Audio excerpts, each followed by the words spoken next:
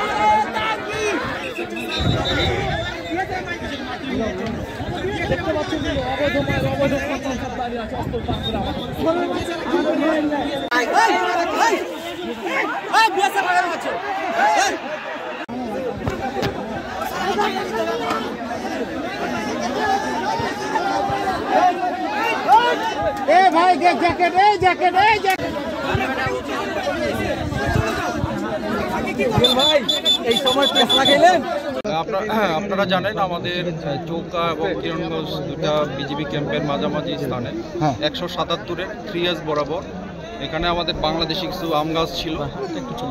ভারতের নাগরিকরা আমাদের এই বাংলাদেশি আম গাছ কাটাকাটি নিয়ে একটা ভারতীয় নাগরিক এবং বাংলাদেশের নাগরিকের মধ্যে একটা উত্তেজনার পরিস্থিতি সৃষ্টি হয়। সেই ক্ষেত্রে দুই পক্ষ, বাংলাদেশ সাইড এবং ভারতের সাইডে দুই পক্ষ জনগণ যার যার দেশের শূন্য লাইন বরাবর সবাই দাঁড়িয়ে যায়। তো এই ব্যাপারে আমরা বিজিবির সাথে সাথে আমাদের বিজিবির জনবল বৃদ্ধি করেছি। আমরা অফিসাররা নিজেরাই গ্রাউন্ডে এসেছি। এসে আপনারা দেখেছেন যে 4:10 আমাদের বিজিবি ব্যাটালিয়ন কমান্ডার পর্যায়ে বিএসএফের কমান্ডেন্ট এসেছিল। আমাদের কমান্ডেন্ট পর্যায়ে একটা ফ্ল্যাগ মিটিং হয়েছে এবং বিএসএফের পক্ষ থেকে দুঃখ প্রকাশ করা হয়েছে যে গাছগুলি কাটা হয়েছে, এটা অন্যায় হয়েছে এবং তাদের পক্ষ থেকে তারা এটা ব্যবস্থা নেবে। তো সুতরাং আমরাও একদম লাস্ট সম্পূর্ণ বিচার না হওয়া পর্যন্ত আমরা গ্রাউন্ডে আছি এবং যেন শূন্য লাইন বাংলা কেউ অতিক্রম না করে এবং উত্তেজনা পরিবেশ প্রশমিত করার জন্য আমরা বিজিবি প্রস্তুত আছি। পাশাপাশি আমাদের বিজিবির পাশে আমাদের বাংলাদেশি জনগণ, আমাদের দেশপ্রেমিক জনগণ আমাদের সাথে আছে এবং আমাদের জনগণ আমাদের যেটা নিশ্চয়তা করলো ভবিষ্যতেও আমাদের থাকবে। সুতরাং আপনাদের মাধ্যমে আমি রিকোয়েস্ট করতে চাই, বর্তমানে শূন্য লাইন বরাবর আমাদের জনগণকে দূরে সরে আসার জন্য বিজিবি আমরা দিনরাত প্রস্তুত আছি। আমরা ইনশাল্লাহ যে কোনো পরিস্থিতি আমাদের বিজিবির কন্ট্রোলে আছে। আর একটা বিষয় জানতে চাচ্ছিলাম, কয়েকজন আহত হয়েছে এবং ওই পক্ষ থেকে বোমা নিক্ষেপ করা হয়েছে বেশ কিছু, এই বিষয়ে বিজিবির সদস্য আহত হয়েছে না, এটা হচ্ছে আমাদের মব কন্ট্রোল করার জন্য। আমাদের তেমন উল্লেখযোগ্য আহত হওয়ার কোনো পরিসংখ্যান নাই। তো বিএসএফ এর পক্ষ থেকে আহত বা নিহত হয়েছে কিনা আমরা এটা এখনো জানতে পারি নাই।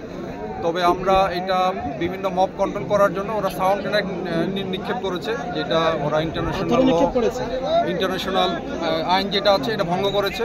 তো এই ব্যাপারে আমি আমার মহাপরিচালককে বিস্তারিত ঘটনা বর্ণনা করেছি এবং আমি আশা করি আমাদের বিজিবির হেডকোয়ার্টার এবং বিএসএফ হেডকোয়ার্টারের উচ্চ পর্যায়ে তারা একটা আলোচনা করবেন।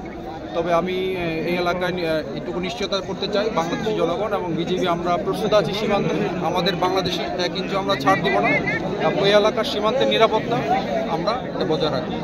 এই বিশেষ প্রতিবেদনটি যদি আপনাদের ভালো লেগে থাকে অথবা উপকৃত হন তাহলে অবশ্যই এই চ্যানেলটি সাবস্ক্রাইব করুন এবং লাইক, কমেন্ট ও শেয়ার করে রেড গ্রিন অনলাইনের সাথেই থাকুন।